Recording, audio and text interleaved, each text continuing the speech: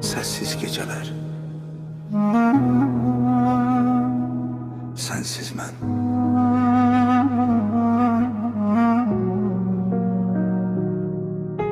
Sessiz küçelerde adımlarım yorgun. Senin izlerin var her yerde bugün. Gülüşün yadımda, sen ise yoksan. Bir mən qalmışam, bir soyuq üzüm. Ellerim boş kaldı, tutan olmadı. Sözlerin yalanmış, kalan olmadı. Sevgi dediğin bir oyun imiş. Uduzan ben oldum, alan olmadı. Gece düşende seni soruşur yüreğim.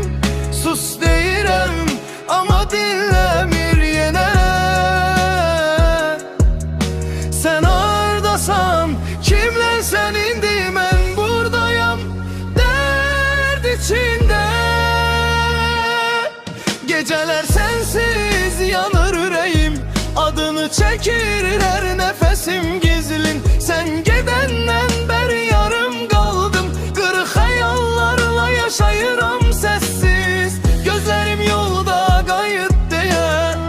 Ümidim sönmür hele de içimde. Sen benim derdim, sen benim yaramsan. Unutmak olmur ne etsem de. Bir şekil kalıp köhne hatireden. Baktıkça içim dağılır yine. Söz vermiştin hiç gitmeyeceğim. İndi yad oldun bir gecede. Kime inanam, kime danışım?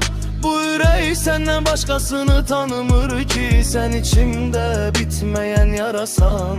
Zaman geçse de sağalmır ki. Kayıt desem kaydarsan mı?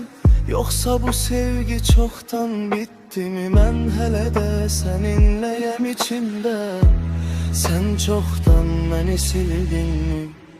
Geceler sensiz yanır yüreğim. Adını çekir her nefesim gizlin. Sen gidenden beri yarım kaldım. Kırık hayallarla yaşayıram sessiz. Gözlerim yolda kayıt diye.